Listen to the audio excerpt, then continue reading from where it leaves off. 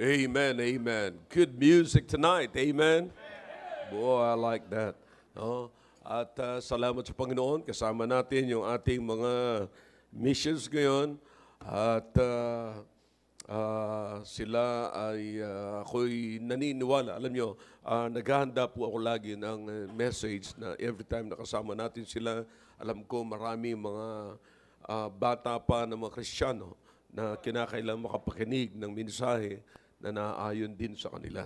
So I have to prepare message like that, no? Kaya to some of you here, it might be, no? Some of you here na matatagal na kayo rito ay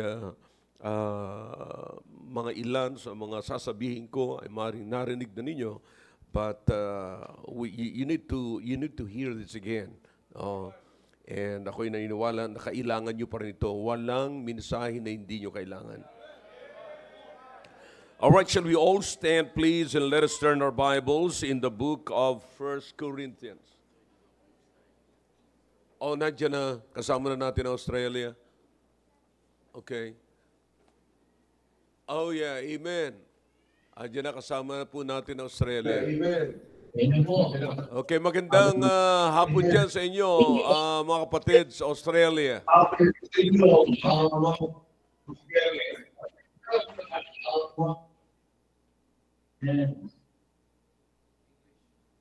Good afternoon, Brother Daniel.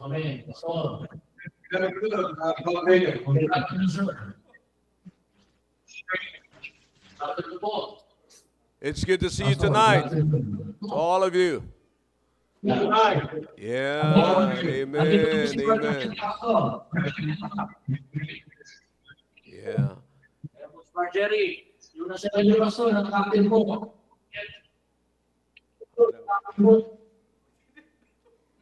Yeah, medyo garbled lang. Now, Brother Daniel, baka mamaya, if you get a chance after the preaching, you can share a short testimony. That would be great. Mag-share po ako ng testimony. Okay, it's good to see you, Brother Mike. Brother Mike, nakikita ko yung mga kumaliwanag pa yung mata ko. No? Yeah. Nakikita ko si Sister Zila. Alright.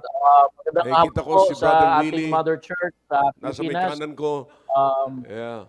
We're just finished our si Brother Al, si Brother Roy. Afternoon. You know. And I'm here in Perth Outreach, Christian Bible Baptist Church, Christian Soldiers Impact. And thank you for praying for our church here in Perth. And praise God. Last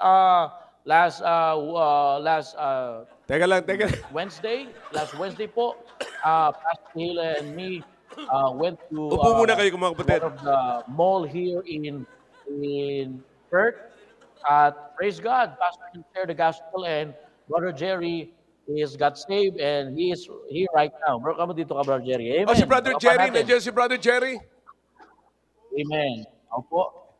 I see him. Salamat po sa Panginoon. Pakita ko lang, Pastor, nakarating yung si Brother Jerry. Wow. Amen. Yan po yung na-win ko doon sa mall. Yeah, good to see you.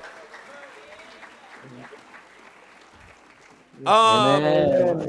Salamat Brother, sa Panginoon. Jerry, Amen. Huwag mo alisin.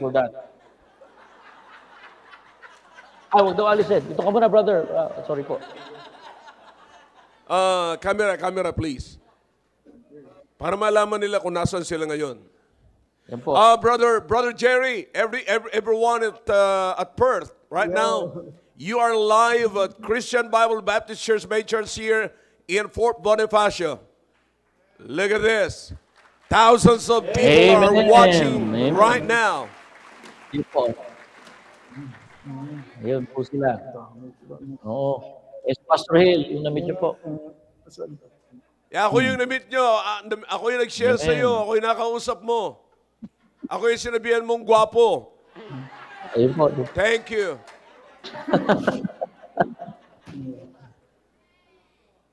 All right. Thank you. Nice to see you, Brother Jerry. All right. Wow. Amen. Thank you po. Amen po. Salamat sa Panginoon. Go ahead, Brother Amen Daniel. po, May sasabihin ka pa. Go ahead. Salamat po sa Panginoon na nakauwi po na maayos ang ating pastor. Amen? Amen. Amen po.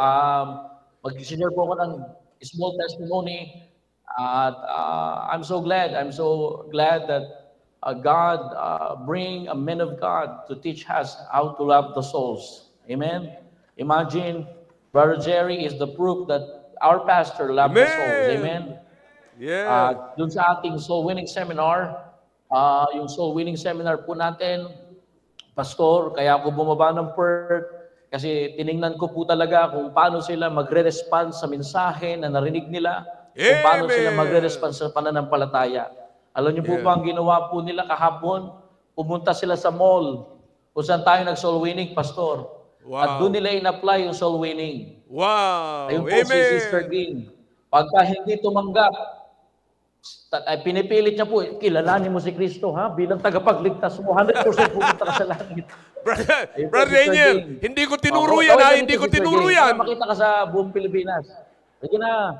Brother Daniel. Pagka hindi ka pa nagpamembro. Wow, Brother Daniel. Kaway-kaway ka muna kay Pastor Hale. Wow! Ito po yung namimili po para Hindi po. Time out, time out. Marami Ilonggo ron. Time Ilonggohin out. mo po. I know I said pastor. Magpakamatay na lang kaya ako rito. Pwede akong mag-ilong. Hi, King! Yesterday we went to here in Australia. So we thank God that we applied what Pastor Hill told us about the soul winning. So, which is a big opportunity and privilege to us as a Christian, because here in Australia we're quite busy. So most of our time we spent to our job, but sometimes we put God as our options. Amen, so, amen. As a Christian, we should put God as our routine as well. So we don't ignore Him, because He is the one who put us in these situations. Amen. So we are so blessed with your prayers, Pastor. So see you again, Pastor, on October. Yeah, thank you. Glory be to God. Hey, Brother Daniel, Pastor. Brother Daniel, I can see the people from Newman, right? Opo, Pastor, diyan po sila sa Newman. Yan po. Yeah, amen. Yes. Parang kailan lang Newman, magkakasama si Brother Paulo tayo. po. Natin dito sa birthday. Oh yeah. Parang kasama natin dyan yung ilang mga Martu. Opo, Pastor, we have Martu. Actually, in fact, one of the Martu here also. Yan. Okay. That's good. Okay. On Meron tayong October... Martu sa Newman. Meron din po tayong Martu dito sa Perth Outreach. Amen. Oh, meron din kayo dyan. Ipapakita ko lang po kung paano po kumikilos ang Panginoon dito. Okay. On October, Brother Daniel. Oh, yeah. Opo. Ayun. Yan pala. Ito po, Pastor. Yun. Mama Lily Wanga. Mama Lily Wanga changed our life, right? Marunong na si Brother Daniel Amen. sa lingwahe nila. May sarili silang lingwahe. At Mamalo ni ngayon ko yung kuwari. Mamalo ang kalo. Amen. Yeah, Sabi niya po, salagan ang din salita sa po ng Lagundo. Diyos ay bago ng kanyang buhay.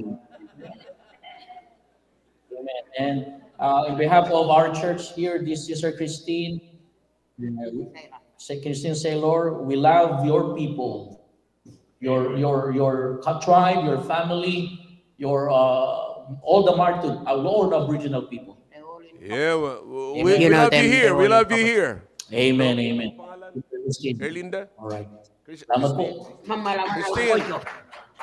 Mamalawan al kuya. Amen. Yeah. All right. That's good. Salamat po. Yeah. So meron din pala dyan, meron din sa no? Pero mas may iba pang nationality sa Newman. sa Newman. Right? Opo. Okay, good. All right, thank you sa lahat ng mga nandyan sa Perth. and great testimony. Great to see you tonight. And also our brethren from Newman. All right? Hope to see you also in October. And October, I'll be bringing some soul winners with me. Amen. Praise God, mga kapatid. Amen. Amen. Yeah, bigyan nyo lang kami dyan ng tulugan at saka pagkain, we're set. Kami na ang bahala sa Ay, marami po, eroplano. Pastor. Kami na ang bahala, Amen. kami na ang bahala sa eroplano. Kami na ang bahala sa ano po mang dapat ikabahala. Karamihan naman dito, mga taga-Antique.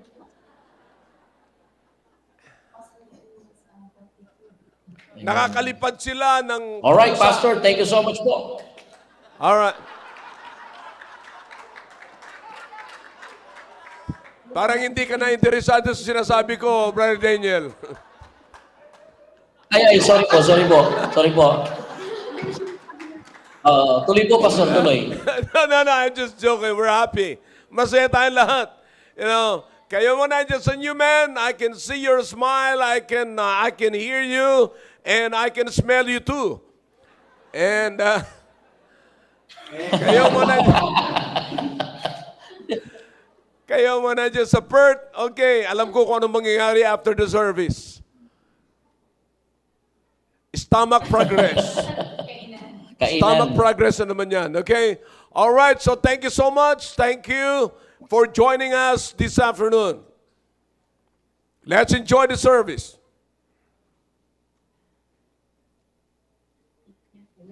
Amen po, Pastor. Thank you po. Thank you po, brothers and sisters. All right, shall we all stand?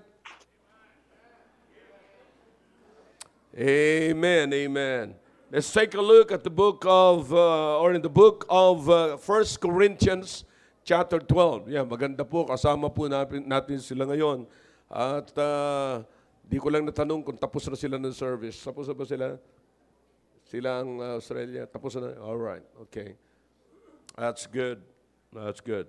Chapter 12, the book of 1 Corinthians. And I'm going to talk about the principles and the principles of church growth at basic principles of church growth.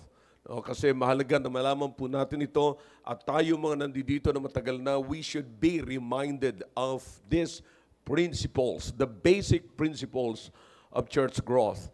You see, at if you think you've been here in this church, matagal na kayo simbahang ito, at tayo po ay nagkakasama-sama na matagal, dapat mailagay po natin sa isipan natin ito. Kapag ka nagkiklaim na tayo ay matagal na simbahan, you see, hindi tayo dapat nagdidemand ng kung ano-ano pa mang pagiging special natin. At kahit na kayo ay special child pa, kinakailangan wag tayo mag-claim ng ating entitlement, but let us always go to the word, to the light of the Bible, no, kung saan tayo mga kapatid kinakailangan lumago. All right? Now, in the book of 1 Corinthians chapter 12, look in verse number 12. Are you with me na? For us the body is one, and hath many members, and all the members of that one body, being many, are one body, so also is Christ. 13, for by one Spirit are we all baptized into one body, whether we be Jews or Gentiles, whether we be bond or free, and have been all made to drink into one Spirit. For the body is not one member, but many. Okay? Now, ito yung talata na sinulat ni Paul sa mga taga-Korinto, sapagkat doon sa taga-Korinto, ang desire ni Paul ay sila'y lumago. Sapagkat ang nakikita ni Paul sa mga taga-Korinto ay hindi pa ho sila lumalago. In fact, sa chapter 1, doon mo pa lamang makikita mga kapatid na talagang hindi po sila lumalago because sabi ni Paul, hindi ko pa kayo kayang pakainin ng meat, kinakailang pakainin pa rin kayo ng mga malambot sapagkat hindi pa kayo nag-grow. So you need to grow. At ang iniisip ng tao, ang pag-grow mga kapatid, sa simbahan ay hindi po sa kadahilan ng matagal na kayo sa church. No. Yung ating pag-stay sa church ang matagal, hindi po yun guarantee ng ating pong growth, ng ating personal spiritual growth. Okay? So, kaya liliwanagin po natin ito. Marami po tayong mga nasa mission na kinakailangan pong marinig nila ito. At kinakailangan makita natin itong basic principles ng paglago. Okay? Let's bow our heads for prayer. Dakilang Diyos, salamat po sa mga talata na binasa po namin. Please once again use me tonight and give us wisdom. Give everyone the ability to understand and to grasp the truth, oh God, that we need to understand.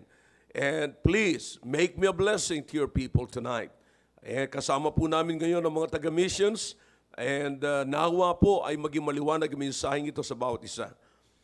In Jesus' name I pray, Amen. All right, thank you. You may be seated in the presence of our God. Okay? Again, it's clear, mga kapatid, for my last two nights at Perth, okay, is everybody ready? All right. Yung last 2 nights ko sa Perth ay nag-hold po ako nag-start po ako ng, katulad sinasabi ko sa iyo kanina, short-term class, short-term course. Okay? And pinili ko na ang course ituro ko sa ila is how to study the Bible and how to understand the Bible and how to share the Bible. Okay? Because if you understand the Bible, you can share the Bible. You cannot share what you do not know. Is anybody listening? Is everybody ready? Okay, pay attention. Quit moving. Dito lamang po tayo nakatingin, mga kapatid. Okay? Para maunawaan po natin ang mabuti. Now, this passages that we have just read, mga kapatid, is a letter of the Apostle Paul. Ang tawag po natin dito is church epistle sa theology, sa Bible school. Okay? And ang tawag po dito ay church epistle. In other words, sulat ni Paul sa church. At sinulat ni Paul ito sa church at Corinth. Obviously, binabasa po natin ito from the book of kung kanino po sinulat, doon ipinangalan yung book. So this is the first letter of the Apostle Paul to the Corinthians. Na ang purpose ni Paul ay para mabuo na magkaroon ng one spirit yung mga taga-Korinto. Okay? Wait, everybody moving, you know. Kung ushers, please help me. Kung matutulungan niyo sila para may maunawaan na po sila. No? All right? Now, listen. Makinig na mabuti, mga kapatid. By the way, I need to remind you of this. No? Pagka medyo, kung kailan ako nagtuturo, mga kapatid, yung time na dapat hindi na kayo mag-move. Kasi baka may mamimiss kayo. Kung serious kayo sa pag-aaral ng salita ng Diyos, mahirap po na meron kayong mapuputol, maniniglect nyo yun, hindi nyo gaanong makukuha yun. So baka sa mga bandang dulo, parang kayo nanonood ng pelikula na sa ending, gusto nyo lamang ng action, barilan, pero wala nang istorya. Ganun po, mga kapatid. So, wag natin gawin yan simbahan because sa pamagitan ng salita ng Diyos, diyan po tayo lumalago. Okay? All right, let's treasure the time. Amen? All right, you ready? Talaga? All right, let's keep going. Okay? Now, so, sinulat ni Paul ito at ang book ay pinangalan kung saan isinulat ni Paul. Okay? Kaya Corinthians ang pangalan. Sinulat niya na sa mga tao, not at the church at Corinth, but sa introduction ni Paul at nakalagay po yun dyan at the church or, at Corinth. Okay, sinabi ni Paul. But, listen, here's the thing, kapatid. Etong ganito, bagamat, so makikita natin obviously na hindi sinulat particularly para sa atin. But being a church of the living God, church of the Lord Jesus Christ, tayo po, church tayo ng Panginoong Jesucristo. So same thing, sila po ay nagre-represent. Ang nangyari, ito yung sinulat ni Paul sa church at Corinth na nagre-represent ng body ni Christ doon sa Corinth. Tayo namang nasa Pilipinas, nagre-represent ng body ni Christ dito sa Pilipinas. By the way, ang body ni Christ is the church. The church is the body and Christ is the head. Okay? I need to say that sapagkat may mga kasama po tayo ngayon, mga baguhan na nasa mission. Okay? You understand? Alright. Now, so sinulat po ito ni Paul sa mga taga-Korinto na naging pattern na po tayo, naging pattern na po natin ngayon. You see, the problem here that the Apostle Paul was dealing with is the problem, the cultural problem. You see, cultural problem. Pag sinabing cultural problem, iba ho sa culture natin dito. Okay? So doon tayo magkaiba. But, kung saan ni Paul dadalhin ang bawat anak ng Diyos, ang bawat iglesia ng Diyos ay iisa lang. Marami tayong cultures, mga kapatid, depending on the nations that we belong. But, as far as the kingdom of Christ or kingdom of God is concerned, we should only have one culture. Nanawaan niyo po? So, ang problema actually, mga kapatid, ay ganito sa simbahan. Ang problema sa simbahan ay ganito. Ang problema dito ni Paul kaya hindi sila lumalago is this. Yung culture nila na hindi belong o kasama doon sa kultura ng Diyos. Kultura ng iglesia ng Diyos. Okay? Yun ang problema nila. Napilit nilang ipinapasok. You see, sa problema nila, sa kultura nila, mga kapatid, may mga tinitignan na mga level ng kanilang status. You see, na sila ay merong mahirap, merong mayamang, merong middle class, merong mataas, high class. You see, that's a problem. Kaya makikita niyo po, pagka dinala po natin yan sa church, ang church ay magkakaroon ng problema. Pag dinala po natin ang kultura ng ating bansa sa loob ng simbahan at hindi po tayo nagpasakop sa loob ng simbahan sa kultura ng Diyos, that's the time na ang church ay nagkakaroon po ng problema. And no wonder kung bakit maraming mga tao sa loob ng simbahan na ayaw din magpasakop sa authority ng man of God. Because they thought they are smart enough and then they can live by their own level or way of Christian life, no? Na wala ho sa salita ng Diyos. Bakit? Ang mini-maintain po nila is not the excellent spirit brought by the Holy Spirit, but brought by their education from the outside. See? Did you get that? So yan po ang problema. Pagka mayaman sila sa labas, pagka may pera sila sa labas, pag may education sila sa labas, parang of course, iba ang tingin sa kanila ng society. Pero the same way na iyon ay dadalhin nila sa loob ng simbahan, kaya po nagkakaroon ng kaguluhan sa loob ng simbahan. I hope this is clear. So just imagine, kapatid, ilang tao po tayo rito. Sa totoo lang, kapatid, dito sa ating bansa, sa Pilipinas, kapatid, may iba't ibang kultura tayo. Ang ating kultura is depending on the regions that we belong. Diba? Did you notice that? Iba ang hangin sa Iloilo, iba ang hangin sa Manila. Iba ang hangin sa North, iba ang hangin sa Manila. You understand that? Come on, talk back to me if you can. See? So kaya nga, mga kapatid, kapag ito ang dinala natin sa loob ng simbahan, I promise you, meron tayong Cambodia at saka Thailand war sa pagkakataon na ito. Oh, you don't understand that. Alright? But anyway, ibig ko sabihin, meron tayong kaguluhan. May diversities na tayo, may divisions po tayo sa loob ng simbahan. And to avoid this, the Apostle Paul deal it during the time. And the main cause of it is immaturity. Yeah. Immaturity. Yung hindi ho paglago sa gawain ng Panginoon, hindi ho paglago spiritually. You see? Now, kaya ang buong akala nila, pagka ang status nila sa labas ay mataas, pagdating nila sa simbahan ay mataas pa rin sila.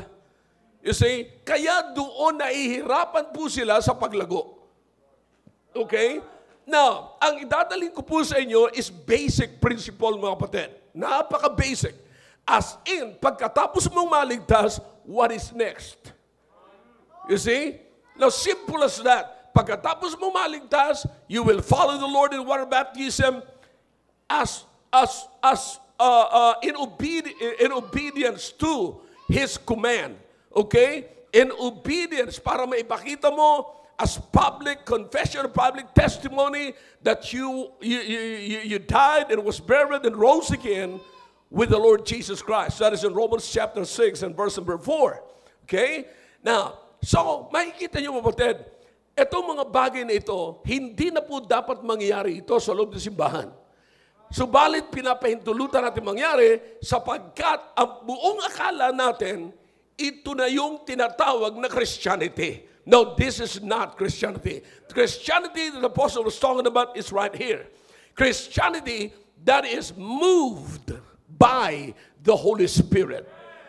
Okay? Dapat ang church po, mga kapatid, ay empowered ng banal na Espiritu. In other words, controlled by the Spirit.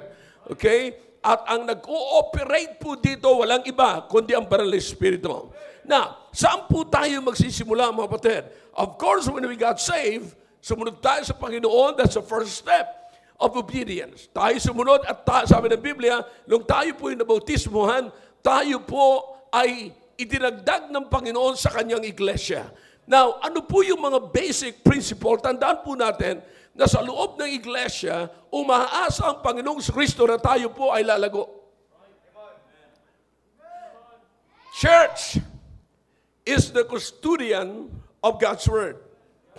Tayo po ang magkikip. You cannot expect the world to keep the Word of God. They are ignorant about it. You see, they're playing like, they knew the Lord Jesus Christ, they knew God, but the truth of the matter is they're ignorant of God. Hindi sapagkat religyoso ang isang tao, siya po'y makadiyos. Paano ka tatawagin makadiyos kung ignorante ka sa Diyos? Come on, talk back to me if you can. Alright? So, pinapakita rito ni Paul na ang body ng Panginoong Kristo ay dapat may one spirit. And that one spirit, mga kapatid, is brought by the power of the Holy Spirit. Okay? The church must be a spirit-led church. Not deacon-led, not just a pastor-led church, but it is a spirit-led church. You see, that's why we have the book of Acts, because the book of Acts is the acts of the Holy Spirit in the lives of the disciples of the Lord Jesus Christ. Okay? Now, so you see, ang Diyos ay gustong-gusto ng Panginoong Kristo na ang kanyang church ay lumago. Now, to prove it to you, mga kapatid, is that the Lord Jesus Christ provides gifts to the church. You see, now, you will notice that in the book of Ephesians, you don't need to turn to it, but if you're keeping some records, Ephesians chapter 4, verses 11 to 16, you can find it. Na ang Panginoon ay nag-provide po siya ng gifts para sa church, para lamang patunayan niya na ang church ay dapat lumago. Not only that, na ang Diyos ay lagi pong may connection sa church. That's why, listen, this is very good. May connection sa church. Kaya nga po, ang ginawa ng Panginoon, sinabi niya, I am the head, Christ is the head, and the church is the body. You see, now normally, even physically, the body is always connected to the head. And the head is always connected to the body. Kapag ka nawala yung head, kapatid, sigurado ko wala ng buhay ang katawan. Amen. Alright? But, kahit na po merong ganito, inassure na ng Panginoon sa pamamagitan ng pagbibigay niya ng gifts, inassure na ng Panginoon sa pamamagitan ng pagsasabi niya, I'm the head. In other words, you don't have to worry. You have nothing to worry about growing because I am the head. In other words, I'm the dictator.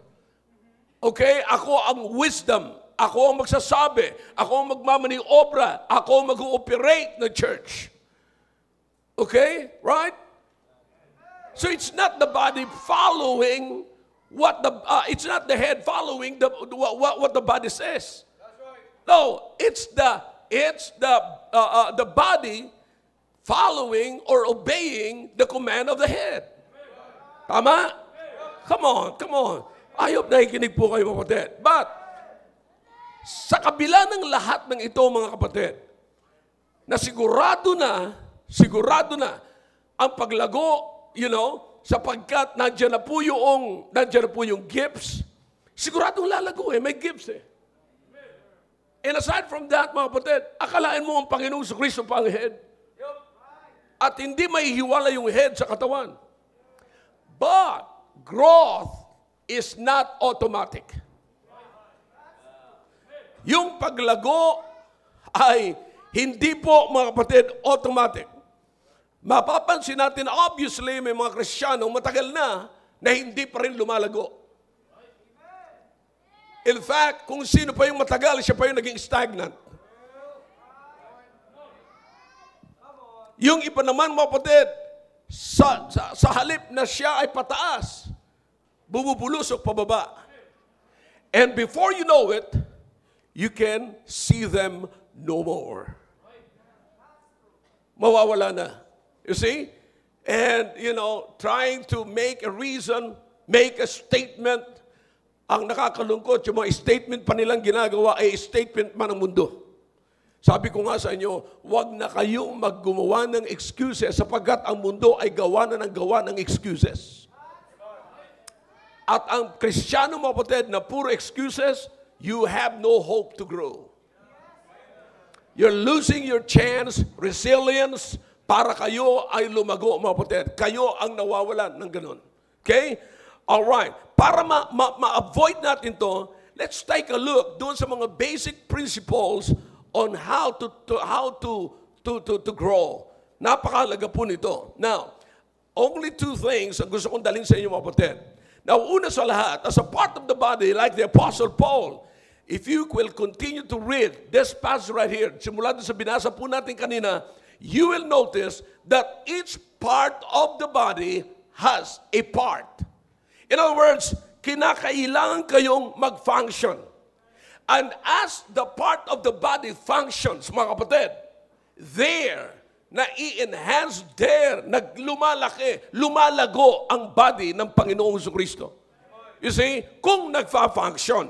Pero kung hindi mo, mga kapatid, magpa-function at hindi mo gagawin ang iyong bahagi, hindi lalago. You see, lahat ko ay magfa-function at dapat gumalaw, dapat magtrabaho para ma-fulfill yung paglago, mga kapatid. Alright?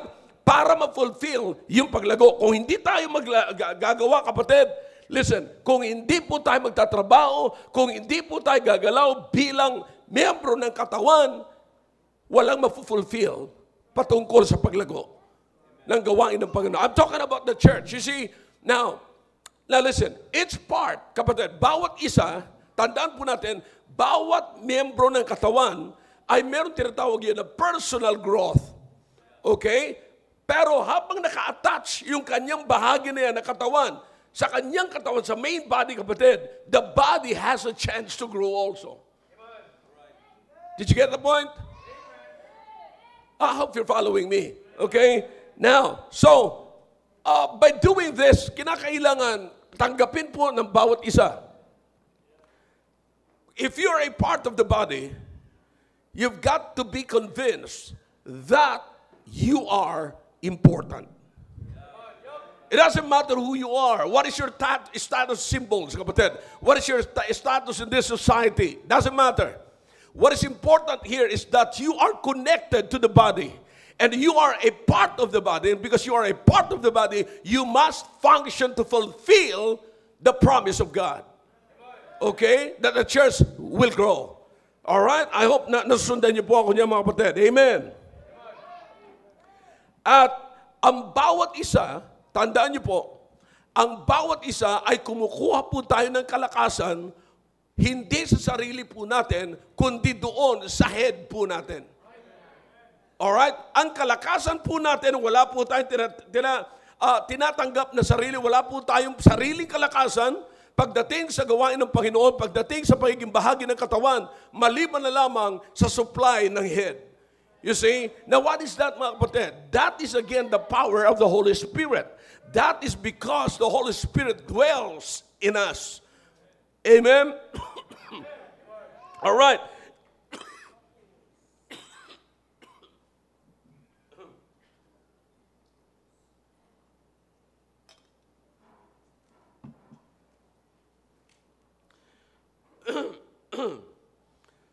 Now, ang bawat isa po sa atin, tandaan nyo, na na-nourish po tayo, napapakain po tayo, na-feed po tayo,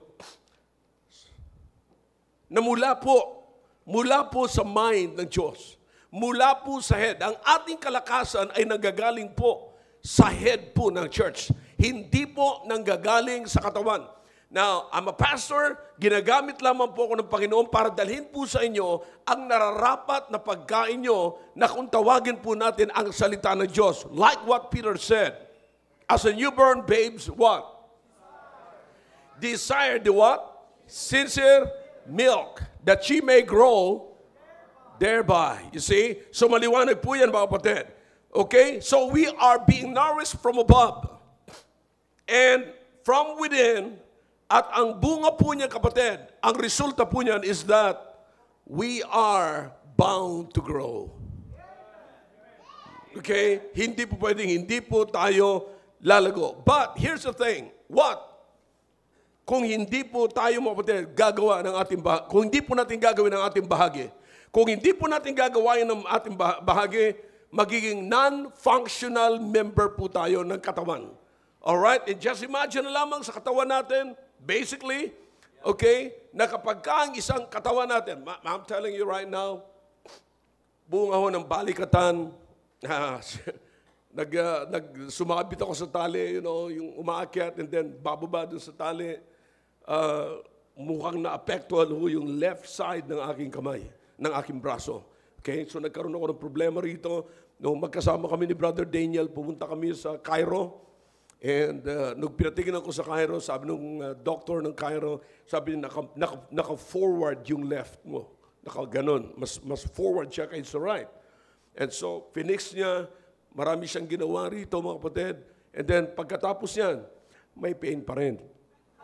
And so, but anyway, sabi niya, medyo naayos, sabi niya, naayos, tinuruan niya ako, sabi niya, when will you see me again? Sabi ko, I don't want to see you again. And no, sabi ko, maybe on October.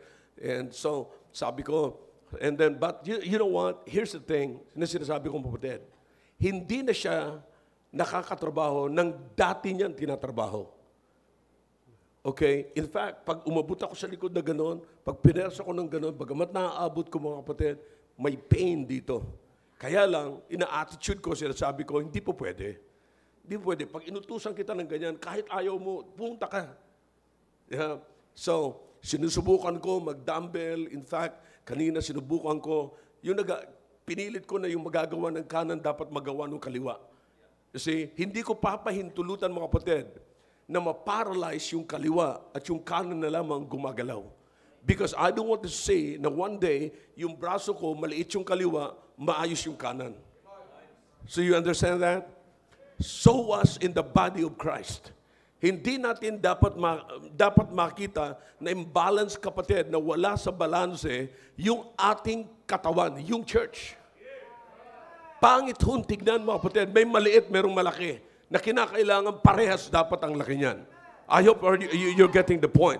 You see, now, ang church, pagka hindi nag-function, you cannot perform your potential. Hindi niya maaabot yung kanyang potential. Napakaganda. I'm telling you, kapatid, wala nang pinakamagandang institution sa ibabaw ng lupa at gaganda pa sa isang institution sa ibabaw ng lupa na tinatayo ng Panginoong Kristo. Alright? Maybe you belong to some institutions, mga kapatid, or pumupunta kayo, or nai-involve kayo sa mga institution. But honestly, meron pa bang gaganda sa institution na tinayo mismo ng Panginoong Kristo na meron pangako that even the gates of hell shall not prevail against it? Wala na akong gaganda. Sinasabi ko lagi sa mga pastors, sabi ko napakaganda ng ministry if the ministry is properly handled. Napakaganda. Wala nang gaganda sa ministry, mga kapatid. Napakaganda ang ministry kung ang ministry ay properly handled. But if the ministry is abused, boy, I'm telling you, yan ang pinaka-worst na posibleng mangyari, mga kapatid.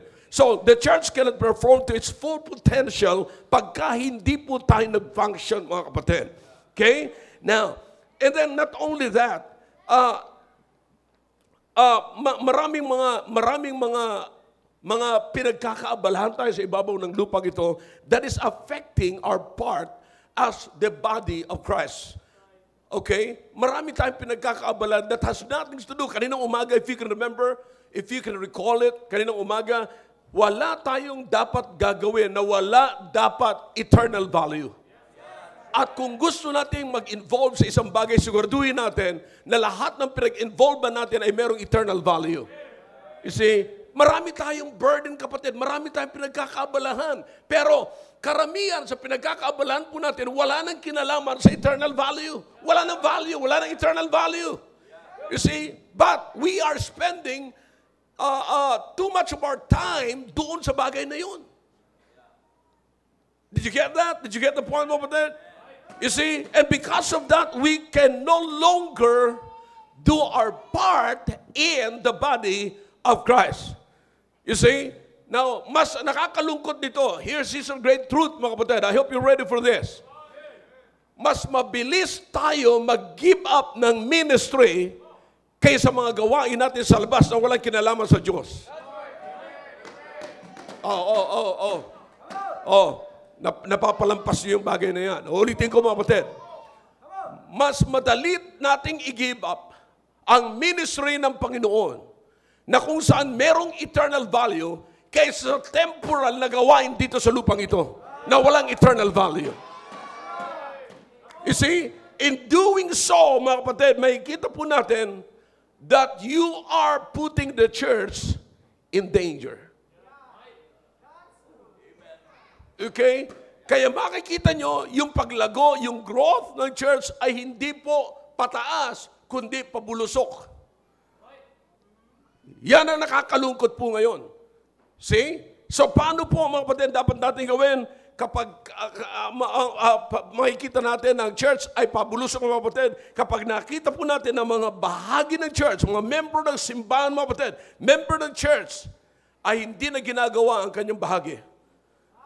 A church cannot grow as God intended. Bakit po? Because of that. Because of that case. We're so busy on things that has no eternal value. See? Nag-spend tayo ng time, our resources, money, and everything. Maging mga ideas, nag-iisip tayo, pero walang kinalaman po sa gawain ng Panginoon. So sad. Okay? Let's go to the second principle, mga kapatid. All right? These are basic principles. I hope nasusundan niyo po ako, mga kapatid. Okay? So number one, napakasimple. Yung bahagi mo. Ano ang mangyayari kung hindi mo gagawin yung bahagi mo? Okay? Yan ang mga napakasimple, mga kapatid. And the second one, we must learn also to bear the burden. Ano po yung burden na yan? Yung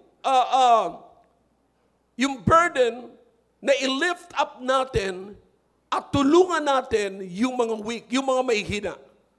Alright?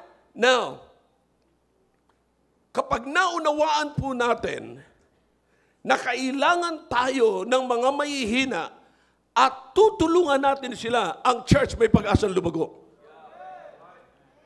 Alright?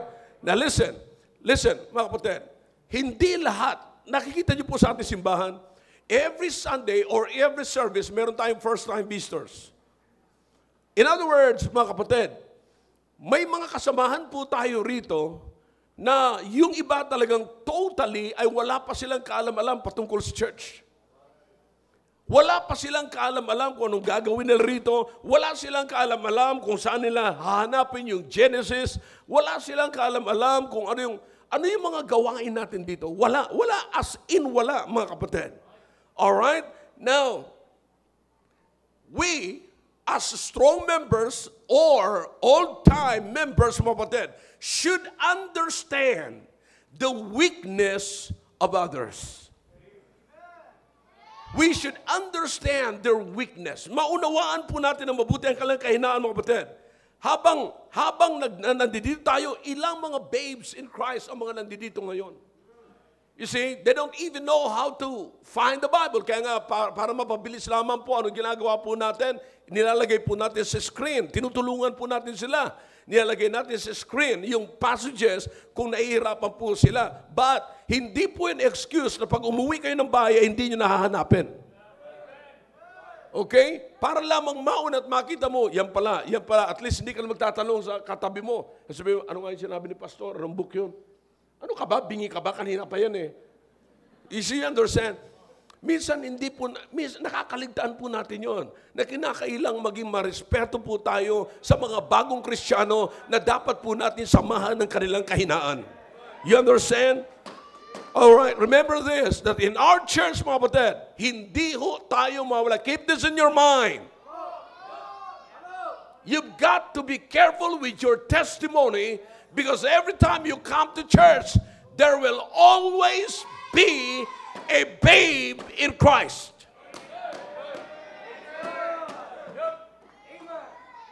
You've got to be careful sapagkat hindi mo alam yung katabi mo ay bago pa lamang po yan.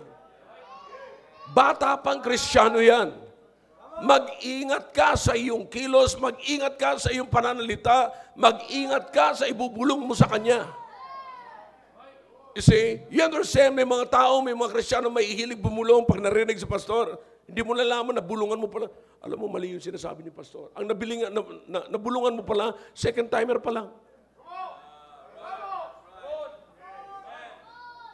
Na kung mali si pastor, ikaw ang tama. At kung ikaw ang tama, kinakailangan magtayo ka ng sarili mo iglesia. Alright? I'm not telling you my opinion here. What I'm telling you right now is the biblical principle. Amen? You see? Now, so you'll see, mga kapatid, na lumalago ang iglesia kapag ginagampanan ng mga Kristiyano ang kanyang tungkulin at kinukonsider natin na every time na merong service na katulad nito, ilan sa mga nasa loob nito ngayon ang mga bagong Kristiyano, mga kapatid. They have Bibles, but they don't even know how many books in the Bible. Di ba? How many books? Saan nahanapin itong binabasa po natin ngayon? Kaya nilalagay natin sa screen para manatili po dyan sa screen at mahanap po nila uli. You see, now listen, not only that, there are always, laging meron pong babes in Christ. Tandaan niyo pa ho ito. Laging meron, kung hindi man yan po babes, they might be weak Christians. Hindi pa ho sila strong. So that's why we need to consider the strong, the weak people within us. May mga katabi po tayo. Hindi po, alam niyo, as a pastor, mga kapatid, inuunawa ko, maging sa pagkalalaki, inuunawa ko rin yung ibang lalaki, na hindi lahat ng lalaki ay kasing kilos ko. So I have to understand, hindi lahat ng lalaki, kahit na hindi o sa age ko, level kapatid, ay magagawa yung nagagawa ko. Now, I'm not saying this na para magmalaki, mga kapatid, pero you have to accept it. Kinakailangan tanggapin po natin sa buhay natin na hindi lahat ng Kristiyano rito, mga kapatid, ay strong. Maaaring ang katabi mo, mukhang strong lamang, strong ang mukha, strong manalita, pero weak inside. Are you with me? Now, habang lumalaki, tandaan niyo po ito, mga kapatid, habang lumalago po ang church, eto po, you have to understand the church, mga kapatid. Habang lumalago ang church, nagsasama-sama po ito. Kasama natin ito. Listen, kasama po natin ito nasa loob ng simbahan. Sino? Nandito yung strong, nandito yung babes, nandito yung weak. Magkakasama po tayong lahat. But you understand, mga kapatid, na kung paano tayo magkakaroon ng iisang kilos, bago tayo magkaroon ng isang kilos, magkaroon muna tayo ng one spirit. Hindi po tayo magkakaroon ng iisang kilos kung hindi po tayo nagkakaroon ng iisang espiritu. Ang iisang kilos ay bunga yan at trabaho yan ng iisang espiritu, mga kapatid. Okay? Kaya mapapansin nyo, medyo, sinasabi ko nga sa inyo, if you can remember the word, na lagi ko po sinasabi sa inyo, the growing church, a growing church is always in transition. Nagtatransit ka lagi doon sa panibagong level, mga kapatid. You see? And as you transit to another level, mga kapatid, merong naiiwan, bakit naman ganito? Ito naman siya, bakit hindi makaintindi? Pero nakakalimutan natin na bagong Kristiyano pala siya. Nagagalit tayo, bakit naman itong taong ito parang ubo-ubo? You see, parang mahina siya makaunawa. Well, now, dapat pala nating isipin, merong mga Kristiyano na weak. It's easy for us to judge those who are weak.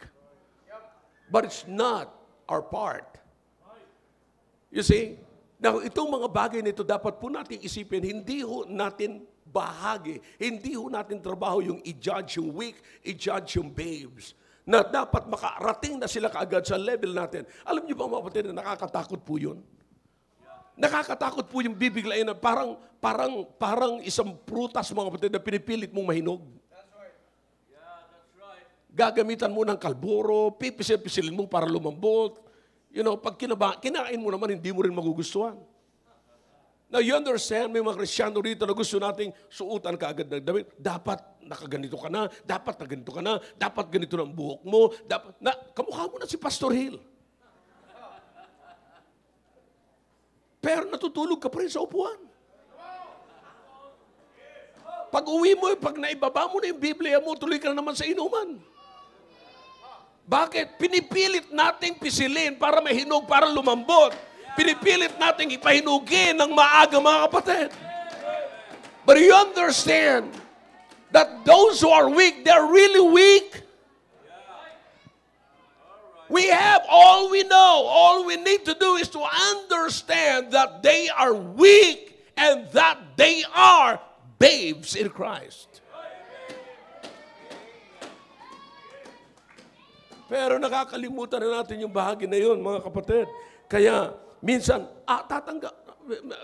inahanap natin yung perfection, pinipilit natin na, dapat di ba ganito? Dapat ganito. Gusto natin para bang wala ng kapunaan yung ating simbahan. Pero wag natin kakalimutan na compose pa rin tayo ng mga taong makasalanan. Na hindi basta-basta kaagad. Hindi sapagkat siya ay nakapalda na kaagad at hindi na nakapantalon, matino na Kristiyano yan. Sapagkat nakita ko na po matatagal dito. So you understand what I'm saying? Hindi sapagkat nakita po natin na siya nakabihis na ganito, ganyan, ay matino na Kristiyano yan. Madali lang hong kopyahin yan, pero napakahirap kopyahin yung nasa loob. So I'm saying, mga kapatid, it might be something like messy, parang magulo, parang, because it's normal. Bakit? Yung church is composed of weak, babes, and sinners. Weak Christians and babes in Christ. At yung iba ay napakahirap pa nilang iwanan yung dati nilang bisyo. At wag ho nating i-judge sila tungkol sa bagay na yun. You see, some of them, dapat natin unawain, bakit sila weak? Let me ask you a question before you judge the weak. Have you been a good model for him or for her?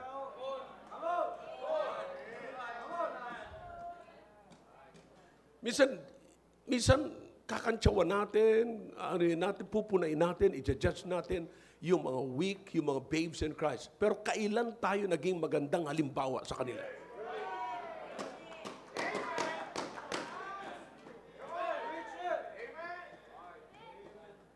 Huwag ho natin sanayin ang ating sarili na magaling tayong mamuna. Magaling tayong pumuna. Pero hindi tayo magaling mag-set ng example sa kanila.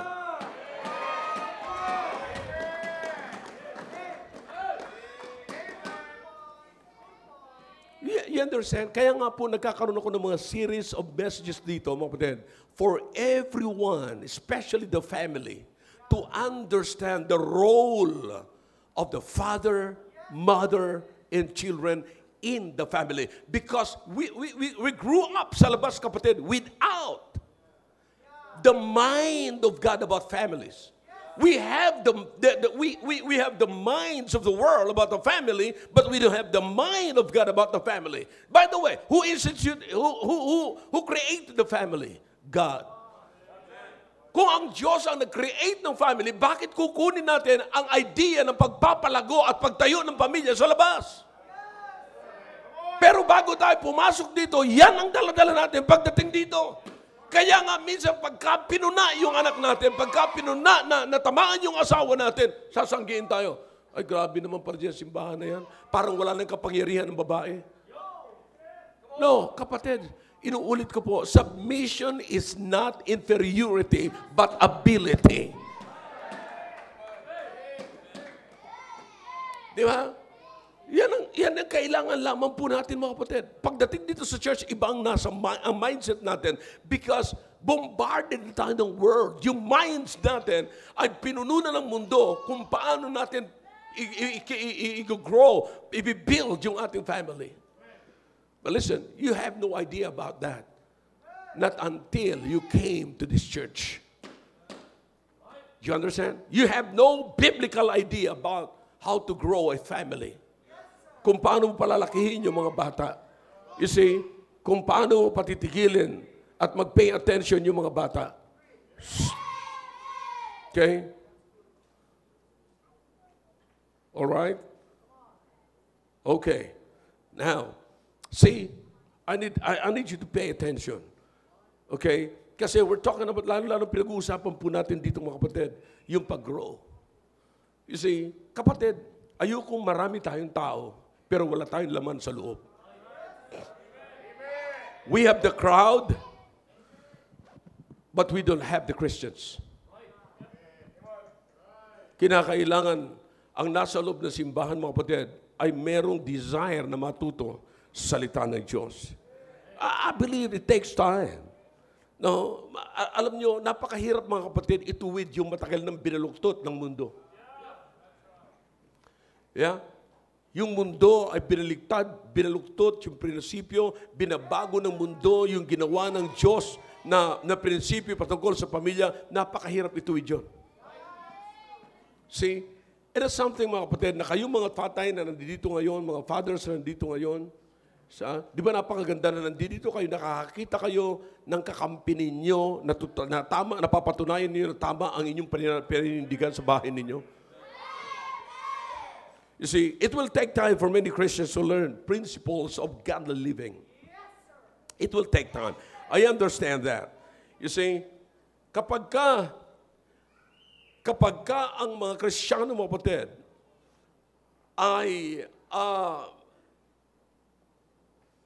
hindi nila naalala na meron tayong tungkulin sa mga weak na kapatiran natin, kapatid, magkakaroon ng problema sa loob ng iglesia at makikita nyo na isang araw wala kayong ibang ginagawa but to please yourself because you have no part with others, to others. You see? Now, yan ho ang pinakang malungkot, mga kapatid, na ang duty natin must be, I like this passage right here. Let's turn the Bibles in the book of Galatians chapter 6. Galatians chapter 6, just right after the book of Corinthians.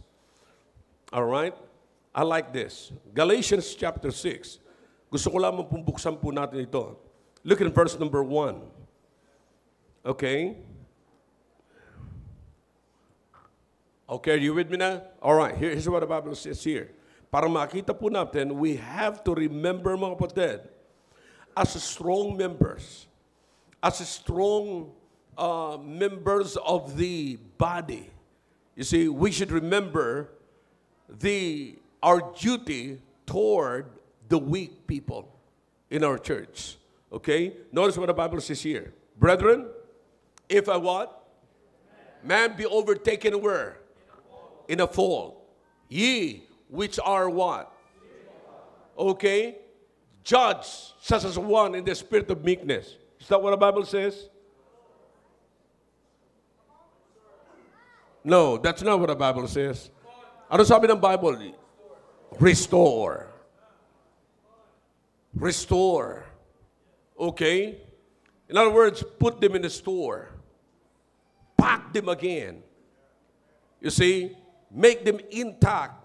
Ibalik mo sa dati. Yan ang ibig sabihin po niyan. Restore. If you think you are spiritual,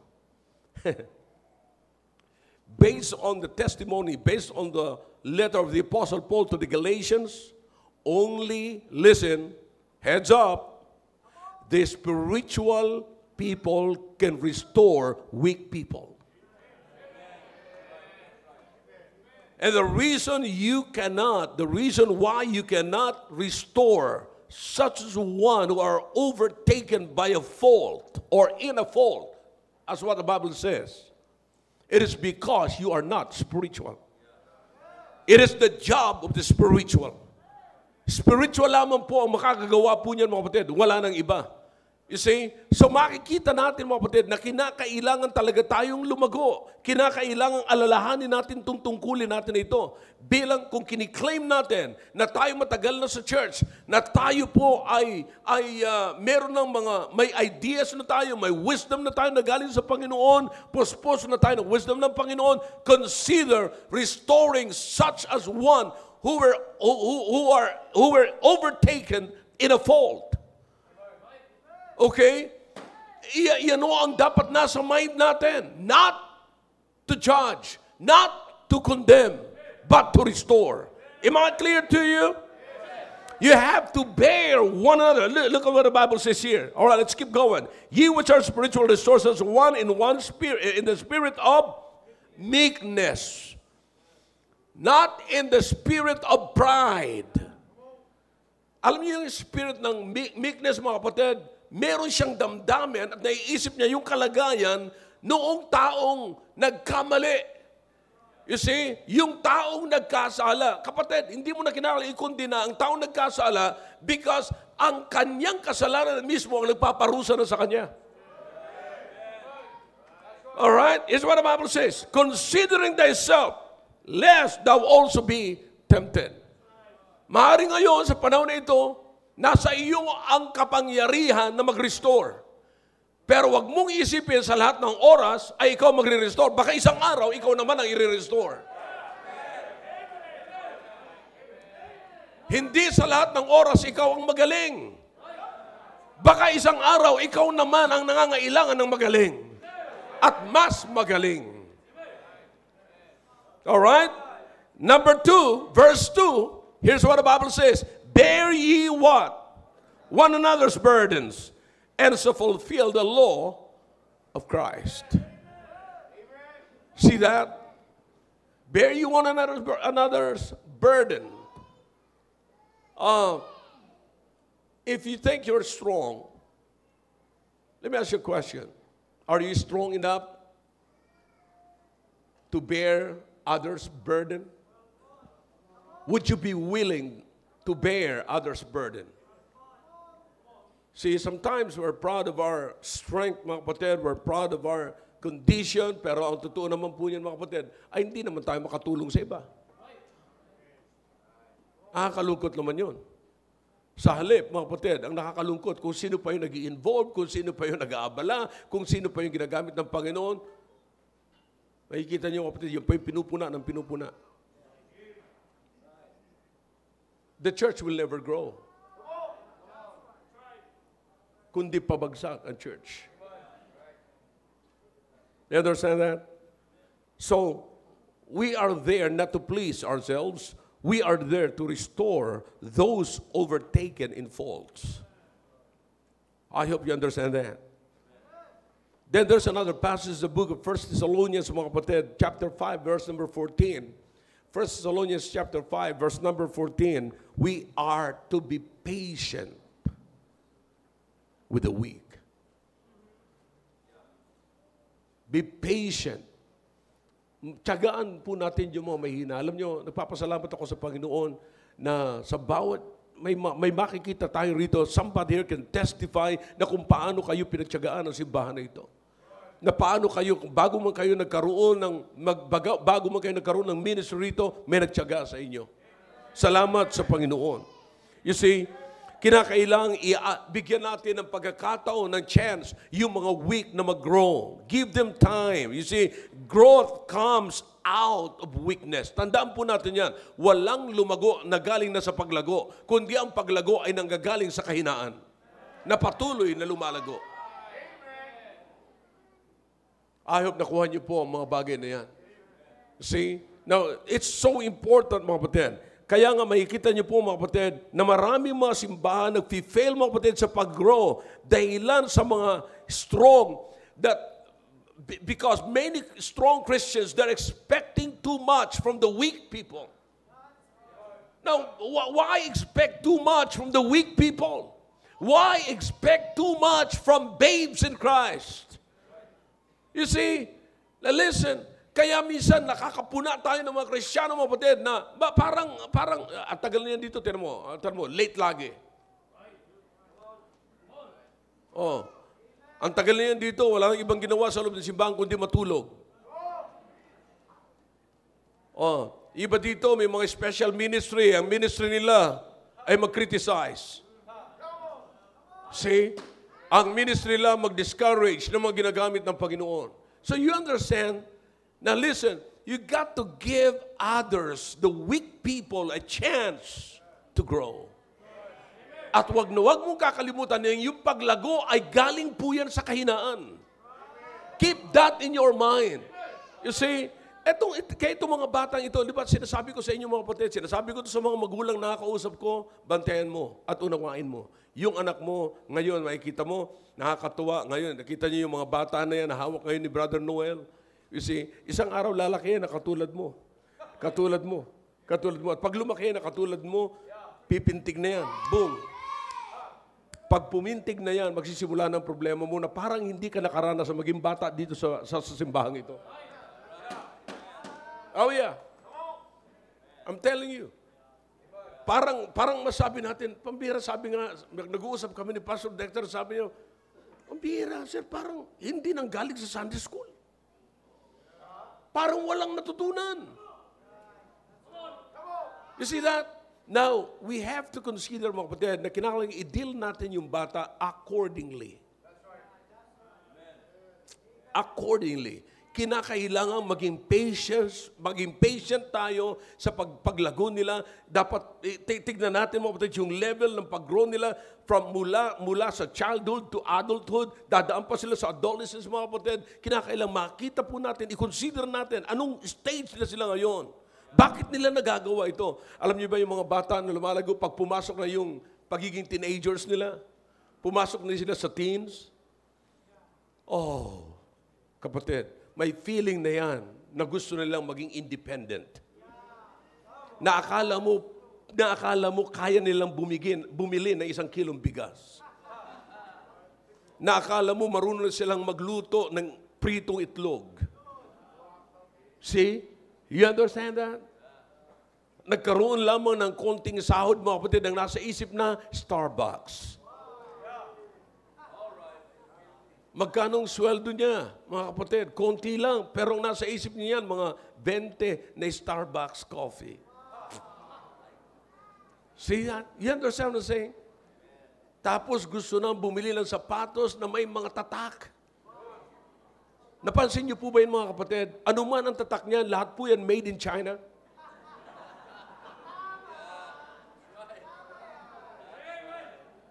Kapatid, mabuti na lang, malayong nauna ang Bible. Kasi kung hindi kung nagkataon, man might be created by China. Lahat na lamang. Pinagmamalaki mo, Under Armour to, Nike ito, ano pa, Adidas ito, ano pa, 511 ito. Lahat ng pinagmamalaki. Tignan mo kung saan gawa, puro China. See that? Are you with me, kapatid? So, we should consider, mga kapatid, ang dahilan kung bakit ang mga churches kayo nag-fail to grow, mga kapatid, because many strong people or Christians in the church, many strong members are expecting too much from the weak people. Anong dapat po natin gawin? We should learn to bear one another. In other words, kung siya man ay weak, I must learn how to take care of him. Kinakailangan maunawaan ko, dapat magawa ko pati kung paano ko aalagaan siya para siya ay lumago. See? Now, sa halip na siya ay gawin kong kawawa, i-pen down ko, kapatid, listen, tandaan niyo po, tayong mga strong people, tayong matagal ng Kristiyano, kapatid, meron tayong tungkulin sa mga bagong Kristiyano. Now, here's the thing. I'm almost done. Maraming mga Kristiyano, sapagkat hindi nakikita yung mabilis na paglago ng ibang mga weak na Kristiyano at mga babes in Christ na Kristiyano, mga kapatid, nadi-discourage po tayo. And when we get discouraged, we get weary in well-doing. That's why the Apostle Paul in the book of Galatians chapter 6, ano sabi ni Apostle Paul? Be ye not what? Weary in what? Well-doing. For what? Time will come. In the right time. In due season. In the right time. They will bear fruit. In the right time, lalakas din sila. In the right time, sa panahon nila, titibay din sila. In the right time, sila ay magiging katulad kung saan sila inaasahan ng Panginoon. It's not about you. It's about what God has planned for them. Hindi, pinahihinog pa sila ng Panginoon. Huwag mo madaliin. Niluluto pa sila ng Panginoon. Huwag mong kilawin. Gusto ng Panginoon, lutuin sila sa apoy, hindi sa suka. You understand that? Come on. Don't you ever get tired of them and feel that your labor is in vain. Your labor, if you're doing something for the weak people and for those who are babes in Christ, your labor is not in vain. Think about it. Just keep doing, helping, and be a part of others' life. Salamat sa Panginoon. Kaya sabi ko sa inyo kaninang umaga, mga kapatid, yung mga taong nawala na rito sa lupa, umuwi na sila, kasama na sila ng Panginoon, kasama nila yung ginawa natin sa kanila. Kasama nila yung investment. Sino naghatid ng investment natin sa langit? Hindi kayo mga nandito pa. Yung mga nauna na sa atin. Kaya dapat magpasalamat tayo. Mabuti lang isang araw, papasalamatan natin pag nauna si Noel sa atin. Salamat kay Noel, patay na siya.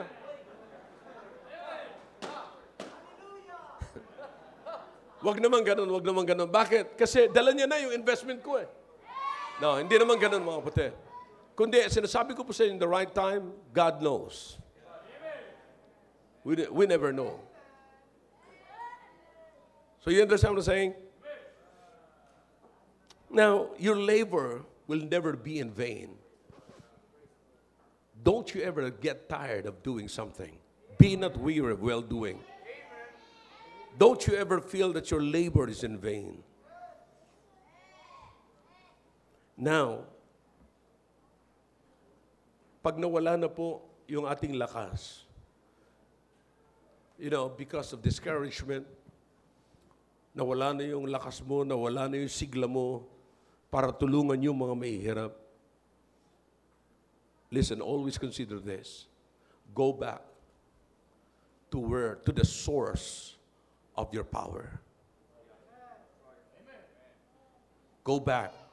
Ilan sa mga Kristiyano dito sa loob ng simbahan ngayong gabi, mga kapatid, na nawala tayo ng gana na mag-inspire, hindi na tayo nagiging inspirasyon sa kapwa nating Kristiyano. Sapagkat inisip na natin na pagod na tayo ito, ang tagal ko ng pinagtiyagaan ito, ang tagal ko ng sinabihan ito, ayaw niyang makinig, nagtiyaga na ako sa taong ito, pero walang nangyari. I'm talking about maybe your son, maybe your daughter. Napapagod na kayo mga kapatid, but listen again and again, go back, kapag nauubusan ka na. Pag nauubusan ka na, inubos na ng anak mo yung tibay mo, inubos na ng anak mo yung power mo, inubos na ng anak mo yung lakas mo. All right, always go back to the source. What is the source? The Holy Spirit. Remember that long suffering is the fruit of the Spirit. It is the fruit of the Spirit. Long suffering with joy is a gift from God. And something, mga kapatid, na hindi lamang long suffering, hindi lamang pagtsatsaga ang binibigay sa atin ng Panginoon, kundi yung saya pa natin habang nagtsatsaga tayo. Because as you see, mga kapatid, sa mga kapatiran, makikita nyo, hindi sa lahat ng,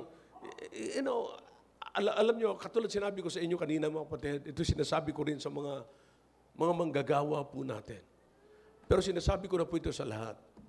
Siguraduhin natin pag nagbihis tayo, not for a show. Kasi pag naglagay ka ng parapernalya sa katawan mo, siguraduhin mo may gamit yan. Para bang katulad sinasabi ko nga sa inyo, doon sa Newman, pumunta kami, dinala ko doon ni Brother Daniel, lahat ng mga pick-up nakita ko, may mga kargahan sa taas. Talagang may karga, kinakargahan nila. May bumper dito, hindi lamang display yung bumper, talagang pambangga nila sa baka at saka sa kangaroo. Tayo mga kapatid, pag naglagay tayo ng suspender, para saan? Forma.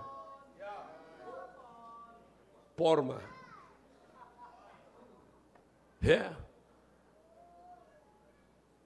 What are you suspending? What are you trying to suspend? Is there any? O para lamang palamuti sa ating katawan. Para maka-attract tayo ng attention. Tandaan niyo po ito. Pag binenta mo ang sarili mo sa dyablo, bibilhin ka ng dyablo. You understand? Pagka nagpasikat ka sa dyablo, kukuhanin ka ng dyablo. Listen. You've got to be careful, mga kapatid. You see? Sapagkat pagka hindi po natin, kapag ka nagkaroon ka na ng problema, kapag ka nagkaroon ka ng discouragement, pagka nanghina ka na at nawawala na yung strength mo na parang ang binubuhat mo ay hindi na yung para sa Panginoon, wala nang kinalaman sa eternal value, hindi mo na makita at may taas ang Panginoon, tandaan mo, you will be in trouble. Listen, paano ka naubusan ng power sa Panginoon na samantalang ang power ng Panginoon is unlimited? Yan ang matinding katanungan ko. Pagka nanghina tayo, kaya tayo minsan nanghihina, mga kapatid, kasi nakadepend tayo sa lakas ng tao. Nakadepend tayo doon sa lakas ng sino man tinitignan po natin. You see, yung mga nagsasabing, alam mo, nanghihina ako kasi hindi mo lang ako dinalaw. Ang tagal-tagal na. Ako tingin ko lagi kang dinadalaw eh. Dinadalaw ng antok.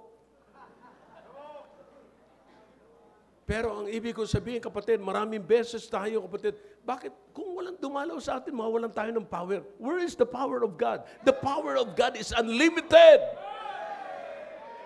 You see, we are in trouble. Pagka sinabi natin, I'm losing my power, I'm losing my strength. All right, go back to the source of power. Maybe you're too much depending on your own power. That's why you're losing your power. Who is providing your power, kapatid? Listen now, let me just remind you, mga kapatid. Let me just remind you. Huwag niyong kakalimutan, I can still remember, kaya kanina, nabanggit ko kanina sa Sunday school, I think Sunday school, sinabi ko si Brother Roy, every time na meron tatayo na building, mga kapatid, gusto niya lagi siyang may bahagi. No, huwag kang makialam dito, Willie. Okay. See? Kaya sabi ko, pinangako ko na si Roy doon na pupunta kami ng Australia. Hindi kita tinatanong. Yeah.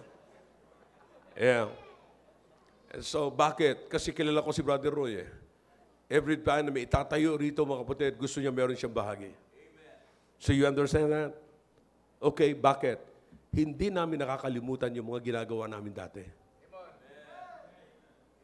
Nung bago-bago pa lang ang simbahan, kumakain kami rito, sama-sama kami. When there were lieutenants pa, mga kapatid, lieutenant pa si Brother Roy, lieutenant pa si Brother Willie, lieutenant pa si Brother Al, lieutenant pa si Brother Joe. You see, kasama ko sila, mga kapatid. Naalala ko nag-take sila, Brother Joe, ng kanilang first na, what do you call this, sa deck and gunnery sa Cavite. Hinahatid ko pa sila doon, nagmumotor kami. See that? You understand that, mga kapatid? Don't forget that. Huwag niyo kakalimutan ng mga bagay na yun, mga kapatid. Maaaring nakakalimutan niyo na yung paglilingkod sa Panginoon, mga kapatid. Ay masaya tayo, mga kapatid. There is joy in serving Jesus, serving Him alone. Wala tayong mga dinadagdag nung araw para maging masaya tayo eh. Yung magsama-sama tayong kumakain, ang ulam natin ay sardinas. So you understand? Wala pang building na ganitong fully air-conditioned. Wala. You see? Na pagka may bumili ng isang buong manok, grabe na yon. So you understand that? Huwag natin kakalimutan, mga kapatid. Alam niyo kung bakit nagagawa natin? Meron sa iyo yung bagay na yon, panahon na yon. Because ginagawa natin for God's sake, for the Lord's sake alone, at wala nang iba. And in the power of the Lord alone. You see, you understand? Yung kumain ka ng tinapay na walang palaman, maliban sa daliri, bibiyakin mo lamang yung tinapay, ipit mo yung daliri doon. Pag kinain mo, nandun sa loob yung daliri mo. Huwag mo lang kakagatin yung daliri. Habang kinakagat mo, mga kapatid, inuurong mo ng daliri mo. Para ka na rin may hotdog. If you don't know that, tuturo ko sa inyo mamaya yan. For free. See? So you understand, masaya na, mga kapatid. You see? And lastly, don't you miss this. Huwag mong kakalimutan yung pananaw mo sa gawain ng Panginoon. Huwag mong kakalimutan yung pananaw mo sa ministry. At huwag mong kakalimutan, you can be a part of the weak people. You can be a part of their Christian life. Yung maging bahagi ka ng isang weak na Kristiyano, kapatid, that is something. Kapatid, huwag niyong kakalimutan, kapag ka isang strong member ng body ay maging mahina, kapatid, a church cannot grow. When the strong people, strong Christians in the church becomes weak, kapatid, the church cannot grow. But listen, as a strong Christian, kinakailangan isipin natin lagi, we must do our part. Take care of the weak and those who are babes in Christ. Meron tayong gagawin, mga kapatid. And be patient as we do that. Tandaan natin, you cannot lose your power because of the source. You cannot lose your power because the source of your power is God. Once you lost it, go back to the source. Because power, God's power is unlimited. Am I clear to you? Kapatid, yan ang kailangan natin ma-consider the basic principle of church growth. Basic principle. In other words, yan ang pinakambatayan since we got saved. Doon na po tayo, yung step 1, step 2, step 3, hanggang sa makita po natin na tayo'y nag-grow as a member of the church. How about it this evening? Sa mga families natin, listen, tignan po natin yung growth na ito. Yung bang growth na katulad nito nakikita natin sa mga members ng family natin? As a husband, as the man of the home, are we growing the same way na katulad pinag-usapan natin ngayon? See? As being the wife, nakikita mo ba yung sarili mo na nag-grow ka sa bahagi na ito? Bilang anak, nakikita mo ba, o bilang mga magulang, nakikita mo ba ng mga anak mong ito ay nag-i-involve, ibig sabihin, nag-revolve po sila rito sa buhay na ito na buhay na mayroong paglago. Or nanatili silang stagnant sa kalagayan nila. Listen. Young people, makinig kayo ng mabuti. Hindi sa lahat ng oras, kapag ka ang tagal nyo na dito, halos lumaki na kayo dito sa simbahang ito, pero hanggang ngayon ay ginigising pa kayo para pumunta sa church, you check your salvation because you will never grow if you are not born again. Kung hindi kayo ipinanganak, paano kayo lalaki? You understand? Ang isang ipinanganganak, yun ay may pag-asang lumaki. Pero kung hindi pa kayo pinapanganak, paano kayo lalaki? In other words, sa ibang pananalita, ligtas na ba kayo? Pag hindi kayo lumalago, balikan ninyo ang inyong kaligtasan.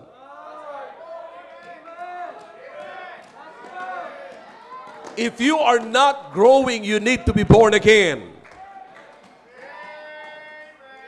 Akalain nyo, gaano na kayo katagal sa simbahan ito, hanggang ngayon ginigising pa rin kayo para kayo pumunta sa simbahan? Kinakailangan pa rin ipaalala sa inyo, nasaan yung Bible nyo? 15 years na kayo sa simbahan. O bakit nakalimutan mong undershirt yata yung suot mo?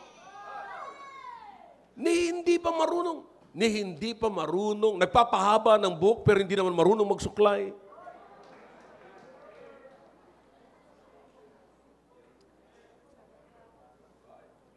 Grabe kung pumorma, hindi naman naliligo.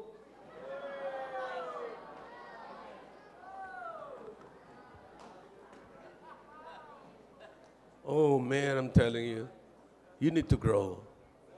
You need to grow. Think about the responsibility, brethren. Amen? Consider the responsibility. Consider our duty, mga kapatid, to the weak brethren. We need to consider them. Okay, listen now. Kapag kayo mga kabataan, sinaway kayo at pinangaralan kayo, it's because you have someone na nagmamahal sa inyo at nag-iingat sa inyo. Pero pagka palagi na kayo sinasaway sa parehas lamang na problema ninyo, pinipili nyo na talaga yung kalagayan nyo na yan. And you will never grow. Brethren, we have to consider them. We have to consider consider the babes in Christ.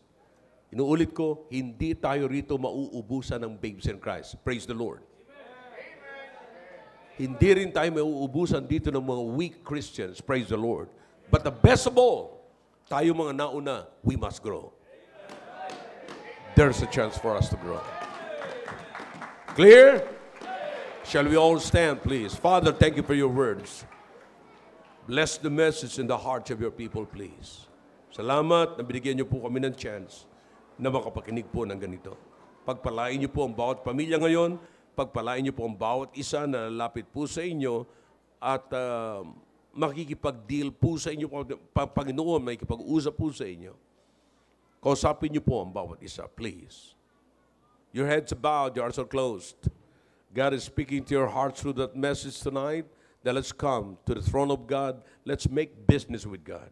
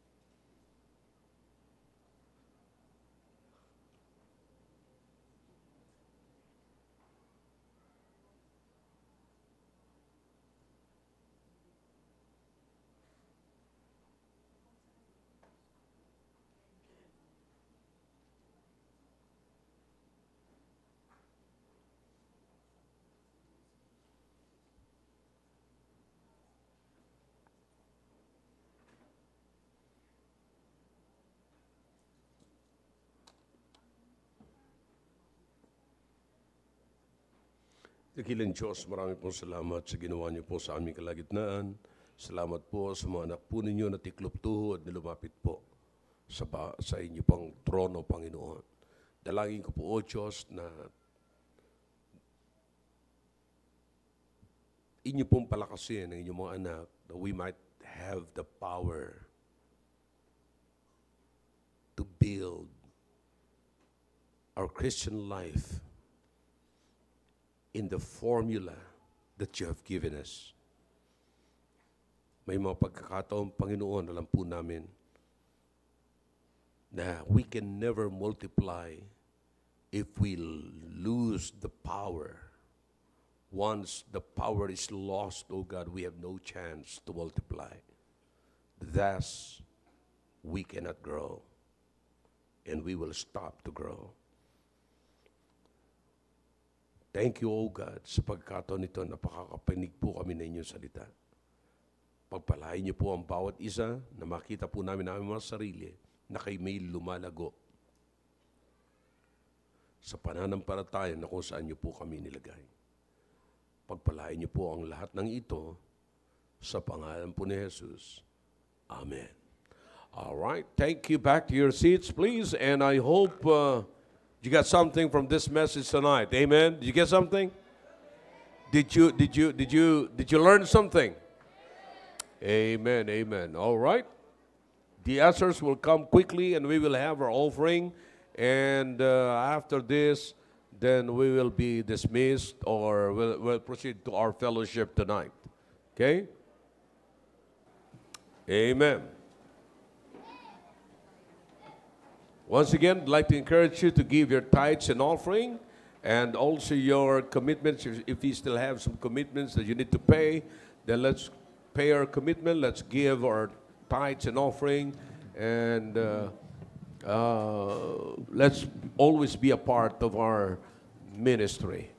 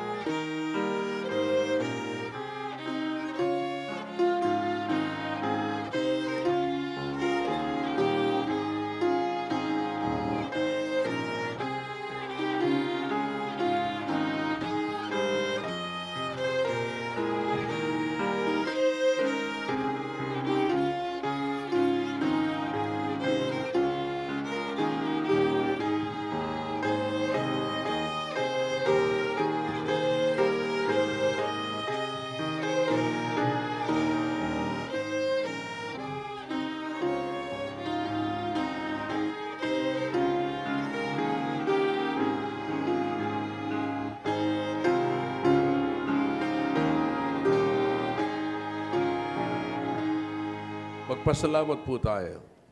Tayo po'y manalangin. Dakila namin Diyos Ama, maraming salamat po muli sa oras po nito. Salamat for the great Hallelujah worship service, Panginoon. Salamat sa mga salita mo nahayag. Salamat sa aming mga pastor na niyo pong ginamit. Nawala lahat po na napag-usapan ay patuloy na tumalima sa aming puso't isipan, O Diyos. At ngayon po, dadako po kami sa aming pagbibigay na aming tithes, offering, and commitments. Dalangin ko po, O Diyos, na patuloy niyo pong pagpalain ang makapagbibigay at sa hindi makapagbibigay, O Diyos, ay patuloy niyo po silang bigyan ng pagkakitaan upang sa susunod na pagbibigay ay meron na po silang kabahagi. Nawa, lahat po ng malilikom na salapi ay patuloy pa na magamit pa sa inyo pong dakilang gawain. Muli, patawad sa aming pagkukulang at pagkakasala. In Jesus' name, Amen. Amen.